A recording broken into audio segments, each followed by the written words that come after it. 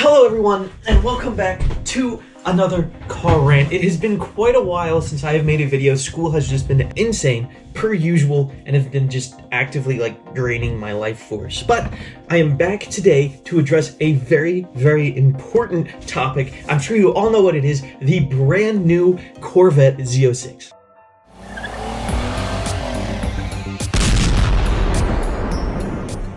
Alright everyone, as I'm sure all of you know by now, if you know anything about cars or have been following anything, the brand new Corvette Z06 has just debuted. Alright, now, this is big news. This is big news. The C8, which came out, was already insane. I mean, the waiting times for those are still high. 2 years later after they've come out, they're still at maximum demand for the C8 Stingray, which is just insane. Again, it's a mid-engine car with the quality and performance of a supercar for $60,000 starting price. It's insane. But the main thing that a lot of people were saying was okay, this is insane. But wait until the Z06, right? Because we've seen with the C7 and the C6 and in the C5, the base Corvette is good, but the Z06 is insane. So recently, Corvette has been doing some incredible things, right? They have been meeting the hype, which is not an easy thing to do, right? When the C8 first came out, it not only met the hype of a mid-engine affordable Corvette, it well exceeded it. I mean, that was the biggest car. It probably is still the biggest car you can buy right now. It's the most popular, most in-demand car you can buy. It was the quickest selling car on the dealerships. It would just fly off the dealership. As soon as it was there, it was sold. It's insane. Now we have the Z06, and holy crap. Now, there were a lot of rumors about this car, which pretty much all of them turned out to be true, or they were wrong in a good way. It mind boggles me. I'm boggled about how well they have done this car. So let's just jump right into it. Some of the stuff we got. First off, I'm just going to talk about Powertrain because it is insane. Okay, so Corvettes are always known, for their V8s, and this one, oh boy, it's a 5.5 liter V8, so it's actually a bit smaller than the LT4 or the LT2 or all of the LT engines. Actually, they're about 6.2 liters. This is 5.5, so it's a bit smaller. However, it is a flat plane crank V8, similar to what Mustang did with the GT350. It's flat plane crank, right? So it's dual overhead now. So instead of push rods, you have individual camshafts over the engine moving the valves, which I hope is correct. Local mechanic. But regardless, what this is technology that you normally see in Ferraris. It allows a really, really responsive and high revving engine, and it allows it to be naturally aspirated, just like the Z06s from the C6 and the C5, which apparently was a big demand. People wanted a naturally aspirated Z06, which I totally agree. I adore naturally aspirated engines. I think they're awesome. And this is one of the greatest engines. This is, so like I said, 5.5 liter flat plane crank V8 that revs to 8,600 RPMs. That's many rotations per minute. 8,600. The previous Corvettes, you would get to 62, right, with pushrod. 62. Now we're at 86, and at pretty much peak RPM at around 84, I think, it makes 670 horsepower. For comparison, the previous supercharged 6.2 liter V8 from the Z06 and the C7 made 650 horsepower. This is a naturally aspirated engine that makes 30 horsepower more than a supercharged larger engine. The only downside is that it only makes 460 foot-pounds of torque, which is actually less than the Stingray makes, right? Because the Stingray has the 6.2 liter V8. That's the displacement for naturally aspirated engine that gives you the torque. That's why the Viper makes 600 foot-pounds from a 8.4 liter V10.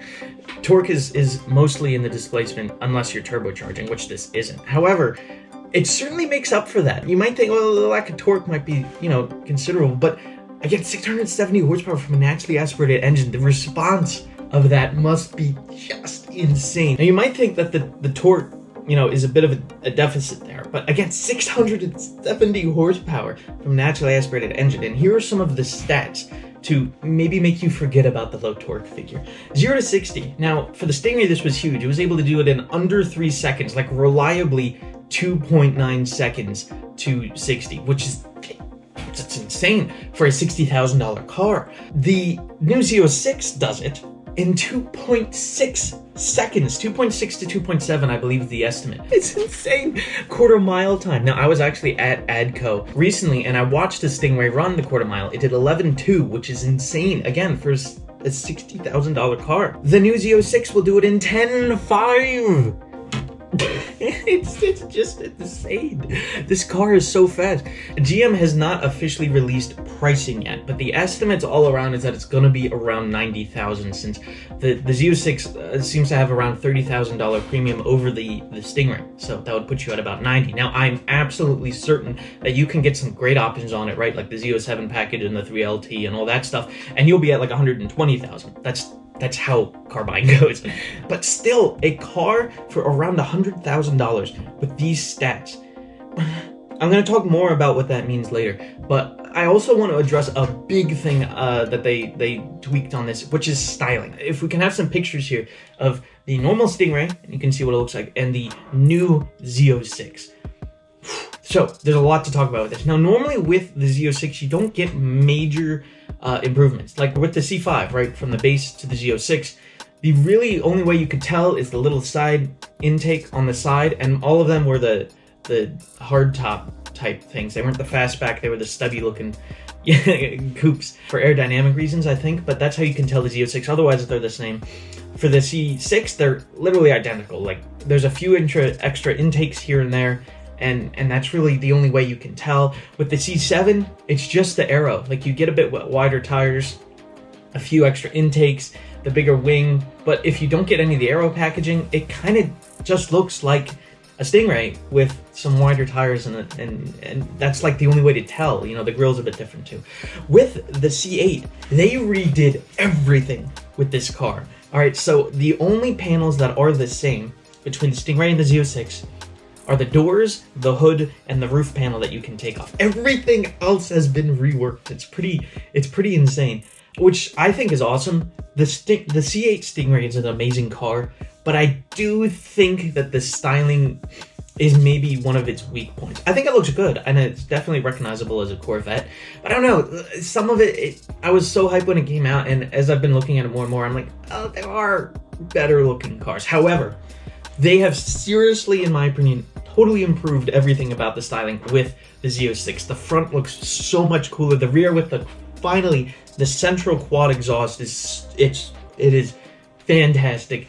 I love what they redid with the side scoop as well. It just seems a bit more integrated. And here's another reason I think it looks a lot better. The main thing they did with it, which I think helps the styling the most, is it's wider. A lot wider. So it's 3 inches, it's like 3.2 inches wider, which doesn't sound like a lot, but I think that just really, really helps the proportions of the car. The C8, it looks a little tall almost, and you know, it doesn't have the super wide tires on there. With this car, it's wider and it's lower, and it helps the proportions so much. It looks a lot more like the C8R, the race car, which happens to share the same powertrain as it. But here's another thing. They needed to make it that much wider because of the gargantuan tires, the sticky meats that they put on this car.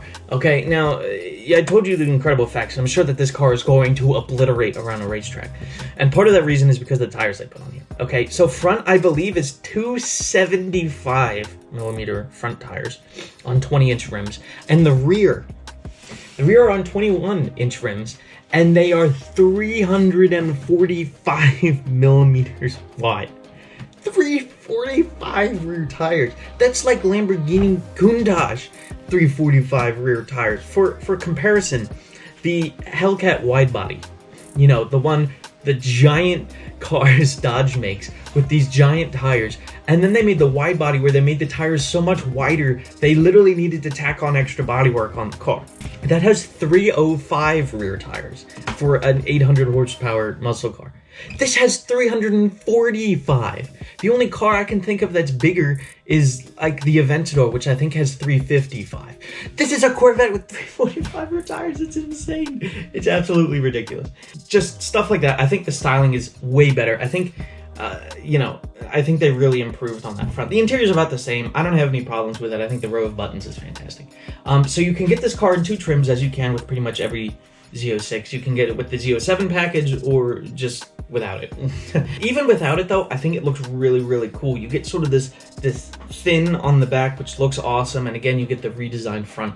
And then you can get the Z07 package with the huge wing and the splitter and the canards, and it just looks like a race car. I love it. I really, really love it. I do want to talk about the sound of this new V8.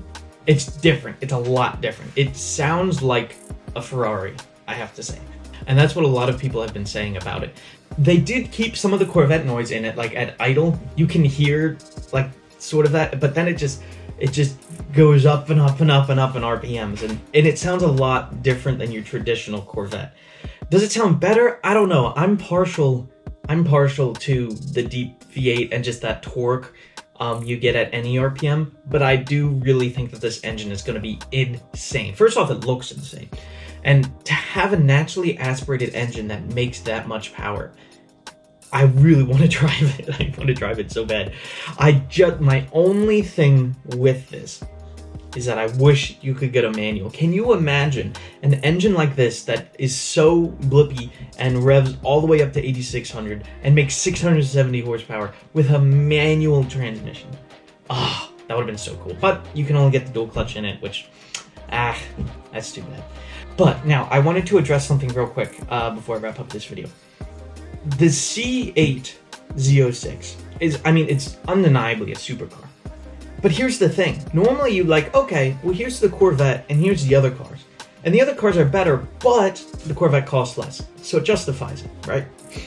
But that's simply not the case anymore. If you take this C8 Z06 and compare it to some of its rivals, right? Well, first off, what even are its rivals? For a mid-engine supercar that makes this much power, you think Lamborghini Huracan, Audi R8, Acura NSX. These are $200,000 cars. Even, McLaren 570S. Again, these are $200,000 to $300,000 cars. However, normally you could justify these cars. You're like, well, it's the exoticness, it's the build quality, it's the performance you get with them that are just slightly better than the Corvette. But even saying, oh, well, it's more exotic than the Corvette. Is it though? Is it really? The only thing I can say that these cars have over the Z06 is rarity. There simply aren't as many of them, right? You're less likely to run into a 570S than you are a C8. But for real though, these cars, aside from the Huracan and the R8, which are probably going out of production soon and going to be replaced with hybrid V8s, twin turbo most likely, 4-liter twin turbo V8, everything has. But literally all these cars, they have Ferrari twin turbo V8, McLaren, all of their cars are twin turbo V8. Now Ferrari and McLaren are moving to twin turbo V6s with hybrid power. The Huracan still has a V10, but the NSX, twin turbo V6 with hybrid power. The C8 has a more exotic engine with this naturally aspirated V8 than these supercars do. The powertrain is better than these cars, aside from maybe the Huracan just because of that V10. It costs less. It makes just as much power. I'm sure it can hang with all of them on the track. 345 road tires. No, but legitimately, this is based on their C8R, the race car. They built them together. It's gonna compete with these cars on the track, and it costs $100,000. It's insane, and it's kind of breaking the market, because how can you justify buying these McLarens and these Ferraris when you can get a more exotic car that is just as fast for less money? Corvette is absolutely killing it, and I really want a Z06. I really want one. I think it looks fantastic. The styling is so much better, I think, than the Stingray. I love what they did with it. It's incredibly fast, right on there with these cars. The build quality, I think, is pretty good with the C8. I haven't really paid attention to that, but you can service it at Chevy dealers. I'm speechless. I want one. I think it's an amazing car, and the fact that they're selling it for what it is and what it's giving it's just insane. Go Corvette. We were fans before it was cool. Let's go. No, Corvettes have always been awesome. Be sure to go check out our video on the C7 Corvette that we got. It's a Stingray. Fantastic car. Very rare spec. But yeah, thank you everyone for watching. I'm going to try to get videos out more often, but like I said, I'm in my senior year of college, and it's killing me. Not really. But thank you everyone for watching. And let me know what you guys think of the Z06. If you don't say it's fantastic, I'm gonna be mad. So I will see all of you guys later. Bye.